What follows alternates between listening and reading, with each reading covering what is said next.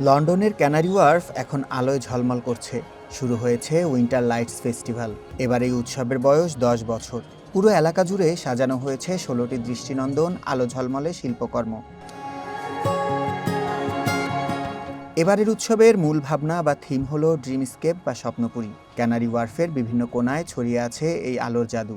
দর্শনার্থীদের জন্য এটি সম্পূর্ণ উন্মুক্ত। প্রতিদিন বিকেল 5টা থেকে রাত 10টা পর্যন্ত উপভোগ করা যাচ্ছে এই প্রদর্শনী।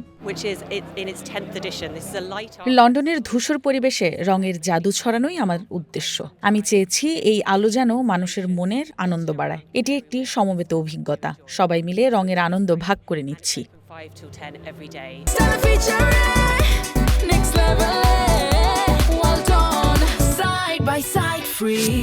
এখানে আছে ইশারাচালিত বিশাল হাত থেকে শুরু করে নিয়ন আলোর গোলকধাঁধা। ব্যস্ত জীবনের মাঝে একটু স্বস্তি খুঁজছেন দর্শনার্থীরা। কেউ আসছেন বন্ধুবান্ধব নিয়ে, কেউ বা পরিবারের সাথে। It's nice to come around and have a look and cheer up a grey January day or evening.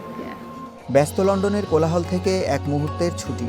শিল্পী অ্যানা লোমাক্স চেয়েছেন মানুষ এখানে এসে একটু থামুক। আমি চাই মানুষ এসে এক পলক দেখুক। ব্যস্ত জীবনের মাঝে এটি একটি বিরতি, একটু ভেবে দেখার সময়, প্রশান্তির সময়। এই আলোর মেলা চলবে আগামী 31শে জানুয়ারি পর্যন্ত। কনকনে শীতে এক চিলটে উষ্ণতা আর রঙের ছোঁয়া পেতে দর্শনার্থীরা ঘুরে বেড়াচ্ছেন ক্যানারি ওয়ার্ফের এই উইন্টার লাইট ফেস্টিভ্যাল। সুলাইমান সবুজ, ওয়ান ইন্টারন্যাশনাল ডেস্ক।